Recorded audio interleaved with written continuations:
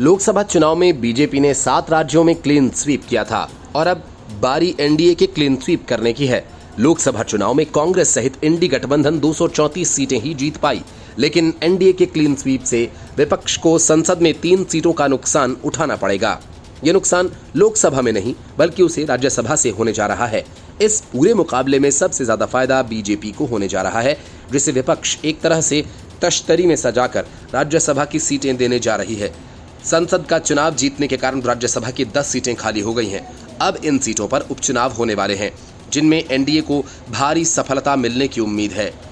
ये सभी 10 की 10 सीटें एनडीए के हिस्से में जाने की संभावना है, क्योंकि इन राज्यों में एनडीए की सरकारें हैं।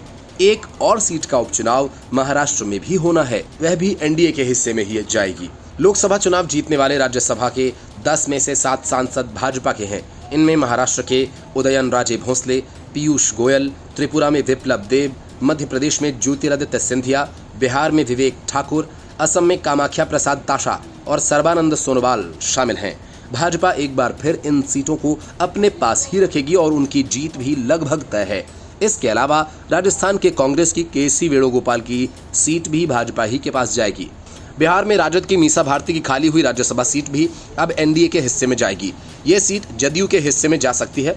हरियाणा में कांग्रेस के दीपेंद्र हुड्डा के लोकसभा सांसद चुने जाने से रिक्त हुई सीट पर राज्य में भाजपा की सरकार होने पर उसे मिलने की संभावना है, लेकिन राज्य में जिस तरह से जजपा के समर्थन वापस लेने के बाद भाजपा सरकार निर्दलीय विधायकों के भरोसे चल रही है, उसे देखते हुए यहां पर चुनाव की स्थिति भी बन सकती है। महाराष्ट्र की एक और राज्यसभा सीट के उपचुनाव में एनडीए को ही जीत मिलेगी। ये सीट प्रफुल्ल पटेल के पिछले कार्यकाल के पूरा होने से पहले ही इस्तीफा देने से रिक्त हुई थी। बाद में प्रफुल्ल पटेल पूरे कार्यकाल वाली सीट से चुनकर राज्यसभा में आए थे। इसी सीट पर एनसीपी नेता अजीत पवार की पत्नी सुनेत्रा पवार को उतारा गया है। उनकी जीत भी सुनिश्चित है। उदयनराजे भोसले की रिक्त हुई सीट भी अजीत पवार के हिस्से में जा सकती है, क्योंकि लोकसभा चुनाव के 7 सीटों के समझौते में भाजपा ने एनसीपी से 1 सीट ज्यादा ली थी।